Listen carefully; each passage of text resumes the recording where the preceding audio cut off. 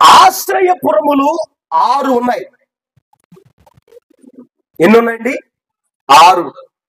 అసలు ఆశ్రయపురం అంటే ఏంటి? అందులోనే చాలా అక్షరానుసారమైన అర్థంలోనే ఆశ్రయపురము.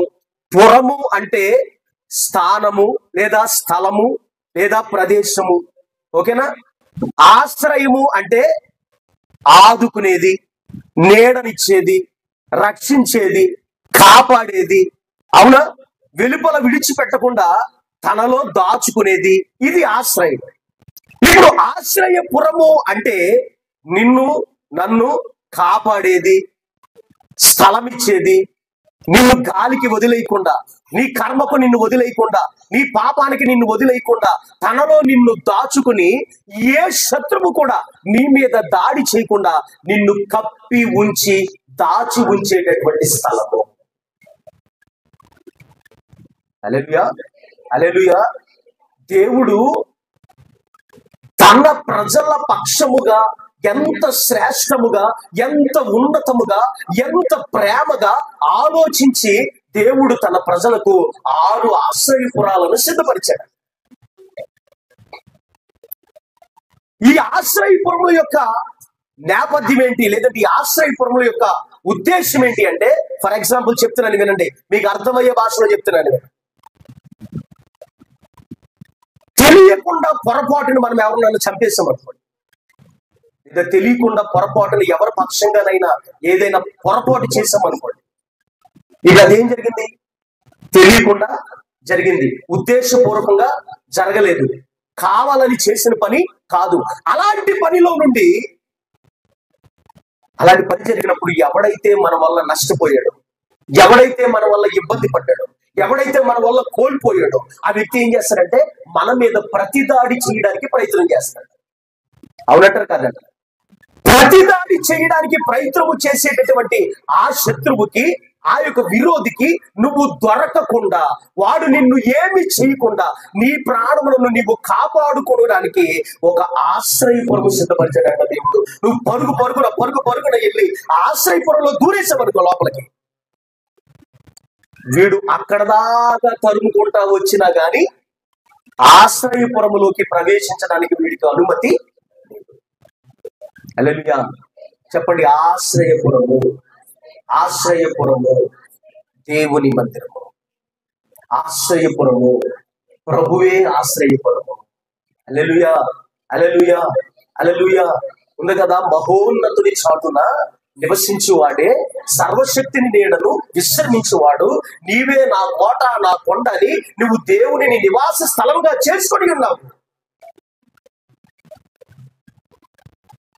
మన నివాస స్థలము ఆశ్రయపురము. నీ నివాస స్థలం ఏంటి? నీ ఇల్లు ఆశ్రయపురమా? నీ బంధువుల ఇల్లు నీకు ఆశ్రయపురమా? నీ స్నేహితుల ఇల్లు నీకు ఆశ్రయపురమా? ఈ లోకంలో ఏదైనా ఎత్తైన భవనం నీకు ఆశ్రయపురమా? కాదు. నువ్వు నమ్ముకున్న నీ కొండ, నీ కోట, నీ ఆశ్రయపురమైనటువంటి ప్రభువే నీకు ఆశ్రయపురం. హల్లెలూయా. నువ్వు ప్రభువులోనికి రానంత వరకు, దేవుని సన్నిధిలోకి రానంత వరకు, బాప్తిస్ము వలన నీవు క్రీస్తు యేసులోనికి రానంత వరకు, ఒకవేళ శత్రువు అనేవాడు, అపవాది అనేవాడు, సాతాను అనేవాడు, ఈ లోక సంబంధి అయ్యేవాడు నిన్ను వెతుక్కుంటూ తరుముకుంటూ రావచ్చేమో గాని నువ్వు క్రీస్తులోనికి, ఆశ్రయపురములోనికి వెళ్ళిపోయిన తర్వాత వాడు ఎంత మాత్రము లోపలికి ప్రవేశించలేదు. హల్లెలూయా. నువ్వు తలుపు తీసి తల బయట పెట్టనంత వరకు, నువ్వు కాలు బయట పెట్టనంత వరకు, నువ్వు బయటికి నిన్ను కనుపరుచుకున్నంత వరకు, అక్కడ దేవుడి వాక్యంలో, చదవబడిన వాక్యంలో వాళ్ళకి ఏమని ఆజ్ఞాపించబడిందంటే, ఒకడంట తెలియక పొరపాటు, చెప్పండి తెలియక యేసుక్రీస్తును కొరడాలతో కొట్టుచు హింసించుచు సిలువకు అప్పగిస్తున్న వారు తెలియకే చేశారా? తెలియకే చేశారా? కానీ ప్రభు అంటున్నాడు, వీరు ఏం చేయుచున్నారో వీరికి తెలియదు. నువ్వు తెలిసి చేసినా, తెలియక చేసినా దేవుని ప్రేమ ఎలాంటిదో తెలుసా? అయ్యో నా బిడ్డలు తెలియక చేశారు. దేవునికి స్తోత్రం కదా. హల్లెలూయా. అంతే కదండి. అనైనా గాడిదలాగా అంత ఎత్తుంటాడు కొడుకు. ఆ కొడుకు చేసిన పనిని ఆ తల్లి తండ్రి ఏమంటారు? చిన్నోడు కదండి, ఏదో తెలియక చేసేటండి. 60 సంవత్సరాలు ఉన్న తల్లి 40 సంవత్సరాలు ఉన్నటువంటి తన కొడుకుని ఏమంటుందంటే, నేను విన్నాను ఆ మాట. 60 సంవత్సరాలు ఉన్న తల్లి 40 సంవత్సరాలు ఉన్న తన కొడుకుని, అయ్యా చిన్నోడు కదయ్యా తెలియక చేశాడు. ఏంటి 40 సంవత్సరాలు చిన్నోడా? సార్ 40 సంవత్సరాల పిల్లోడు చిన్నపిల్లోడా? తల్లి ప్రేమ తండ్రి ప్రేమ ఎలా ఉంటుందంటే, నువ్వెంత ఎత్తి ఎదిగినా, ఎంత వయసు వచ్చినా, ఎంత స్థాయికి ఎదిగినా, నా బిడ్డ చిన్నాడు తెలిసి తెలియక చేశాడు, అమాయకంలో చేశాడు, తెలిస్తే చేయడు కదా బాబా. దేవునికి స్తోత్రం కదా. హల్లెలూయా. ఇప్పుడు దేవుడు కూడా వాళ్ళు తెలిసి కొడుతున్నారు, తెలిసి చంపుతున్నారు, నేనే యూదులకు రాజు అని చెప్పిన వారు గ్రహించుకోలేదు. వారు చేస్తున్న పని అంతా తెలిసినప్పటికీ కూడా ప్రభు ఏమంటున్నాడు తెలుసా? వారు తెలియక చేస్తూ ఉన్నారు తండ్రి, వారిని క్షమించు. అదే ఆశ్రయపురం. నిన్ను క్షమించేది, నిన్ను ఓదార్చేది, నీ ప్రాణములను కాపాడేది, నీకు క్షేమస్థితిని కలిగి చేసేది అదే ఆశ్రయపురము.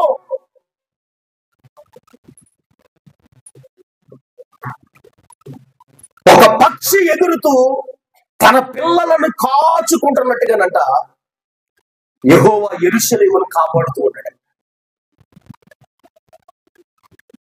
యెరూషలేమా, నిన్ను ప్రేమించువారు వర్ధిల్లుతారు. మీరు ఎవరైనా ఇక్కడ తెలియక పొరపాటు చేసిన వాళ్ళు ఎవరైనా ఉంటే చెయ్యి చూపించండి. నన్ను అడిగితే కనుక నేను తెలిసే పొరపాటు చేశానని చెప్తాను. మీరు కనీసం నేను తెలియక చేశానని కూడా చెప్పలేకపోతున్నారు. మీరు నా జీవితంలో ఎన్నో పనికి వాళ్ళ పనులు నాకు తెలిసే చేశాను. నేను ఒప్పుకోగలవా? నువ్వు ఒప్పుకున్నా ఒప్పుకోకపోయినా నా ప్రభు ప్రేమ నిన్నేమంటుందో తెలుసా? నా బిడ్డలు తెలియక చేశారు. ఆశ్రయపురమైనటువంటి నాలోకి మీరు రాగలిగితే, ఆశ్రయపురమైనటువంటి దేవుని సన్నిధిలోనికి మీరు రాగలిగితే, ఆశ్రయపురమైనటువంటి యేసుక్రీస్తులోనికి వచ్చి మీరు యేసుక్రీస్తును ధరించుకోగలిగితే, శత్రువు వెలుపటే ఆగిపోతాడు, నీకు మరణము నుండి నిన్ను తప్పిస్తాడు. హల్లెలూయా, హల్లెలూయా, హల్లెలూయా. శత్రువు ఎక్కడ ఆగిపోతాడండి? వాడికి లోపలికి రావడానికి అవకాశం. నువ్వు లోపల వ్యక్తివా, వెలుపలి వ్యక్తివా? లోపల వ్యక్తివా, బయట వ్యక్తివా? యేసుక్రీస్తులోనికి వచ్చిన వ్యక్తివా, యేసుక్రీస్తు పేరు చెప్పుకుంటూ బయట తిరిగే వ్యక్తివా? యేసుక్రీస్తులోనికి వచ్చిన వ్యక్తివా అయితే నీకు కాపుదల ఉంటుంది. అమ్మా దేవునికి స్తోత్రం కలుగునుగాక. యేసుక్రీస్తులోనికి వస్తే నీకేముంటది? కాపుదల ఉంటుంది.